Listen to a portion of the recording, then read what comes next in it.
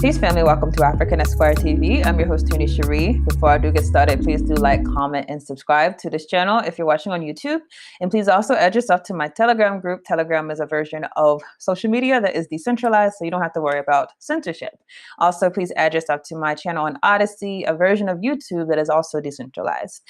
Today, we're going to talk about the horrendous atrocities that are being done against African people through the prison industrial complex. In this particular instance, we're going to talk about this horrible revelation, something that happens all the time, but this horrible revelation that an African man who was killed by this state was innocent. And unfortunately, the evidence that was going to vindicate him of the crimes that he was accused of came 4 years too late. So I'm going to play this video and we're going to come back with some commentary.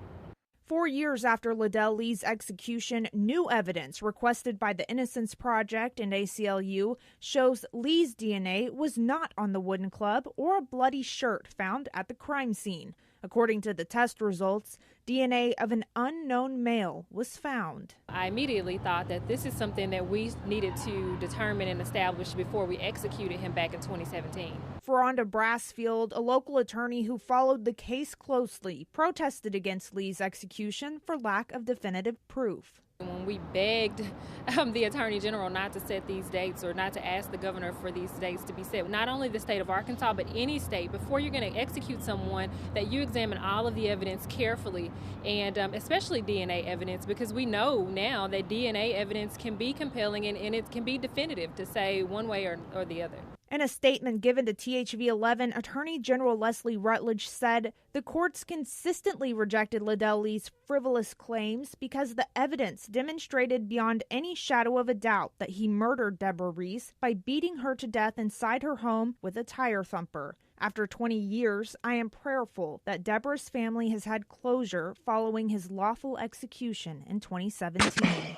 For 22 years, Liddell Lee maintained that he had been wrongfully convicted. My dying words will always be, as it has been, I am an innocent man, he told the BBC in an interview published on April 19th of 2017, the day before officials in Arkansas administered the lethal injection. 4 years later, lawyers affiliated with the Innocence Project and the ACLU say that the DNA testing has revealed that genetic material on the murder weapon, which was never previously tested, in fact belongs to another man. A highly unusual development for a case in which a person has already been convicted and executed. The new genetic profile has been uploaded to a national criminal database in an attempt to identify the mystery man. Patricia Young, Mr. Lee's sister, has been fighting for years to prove that it was not her brother who strangled and fatally bludgeoned the 26-year-old Deborah Reese in Jackson, Arkansas, a suburb of Little Rock, in 1993. Now, it is relevant to know that Deborah Reese, who was murdered, she was a white woman. And so this brings back a lot of the history that goes into African men being wrongfully convicted of murdering white women or raping white women. And unfortunately, because the system is not unable to see them for being who they are, human beings who are put inside of a situation that is fabricated by the state, these people are oftentimes victims to this system. Always something to keep in mind. I always question when some of my brothers and sisters who say that they're pro-Africa or pro-Black or whatever, and then whenever the first person throws some type of allegation out there, they don't even want to see what happens. They want to automatically jump on a bandwagon because they're trying to prove themselves to their liberal allies. But we should know that although I do agree that there is a history of sexual violence, there's a history of violence against African men being accused of being sexual predators. So let's be equally cognizant of that history and refrain from accusing without having sustainable facts that are actually going to prove the test of time. Because in this case, we see that an African man was murdered by the state by people who thought that they had all the evidence they had to convict this man and make that decision that he should not be given the right to live any longer. Mr. Lee's execution was on April 20th, 2017. He was the first in Arkansas in more than a decade. Some accused the state of rushing Mr. Lee and other prisoners to their deaths that month before the expiration of its supply of a lethal injection drug. At a news conference, the governor, Asa Hutchinson, defended Mr. Lee's execution because the governor, of course, always can grant clemency.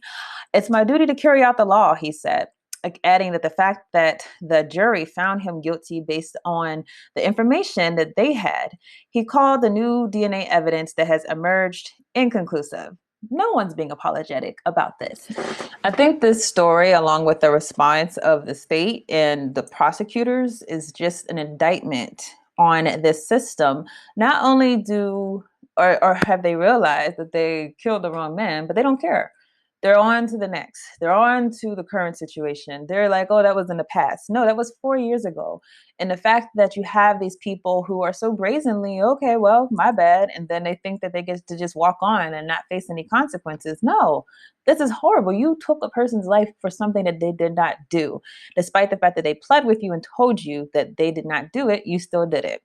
I would never understand personally how any African in this country can be okay with the death penalty. We always think of it in the worst of cases, but unfortunately, we don't realize that most times it's being used against us in cases like this where the evidence is inconclusive, or being used against us inside of cases that if it were a white person, that person would get off. Hopefully, we understand that this is not a justice, even to the person who died, even if the person actually did do it. You're not going to eradicate the pain that was already done. So why allow that one person who might have actually done it to be killed just so that 20 other who are innocent or 20 other who do not deserve that punishment can also be put in harm's way?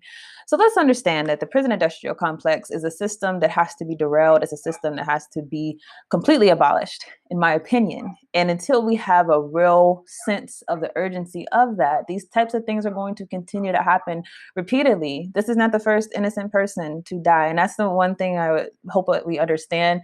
We don't know how many people are innocent that have been killed by this government. We just don't know. There's no way to know. Sometimes the facts are literally not there. You know, you can find some facts sometimes, and sometimes you can't. And when you realize that we have no way to know these things, and yet the government continues to do them, even when they find out that they've made mistakes, they continue to, because they're indifferent to you. They're indifferent to whether or not you die. Understand that this is a system that has to be disqualified as being the moral arbitrator over our lives. And until we organize to do so, it will continue to inflict violence on us, such as this. I love to hear your guys' thoughts. This is an unfortunate story. We know these things happen all the time, and whenever it actually comes up, it always is a sour note. I will see you guys in the next video.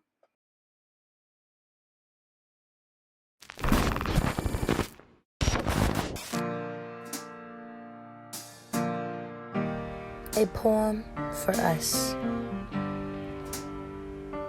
The African woman. Beautiful, dark, luxurious, fearless, selfless, power. Through all the words thrown our way, we are the beautiful source. Discarded, disrespected, but highly favored and replicated. We are her, she is us. The African woman. Uncompromising, steadfast, and unwavering in love. Innocent, playful, generous, and deserving. We are African women. At home and abroad, we are delicious melanin, splendid carbon. We drink ourselves to death with love and compassion, forgiving and thorough. We are African women. Join us in May for our symposium on Pan-African women.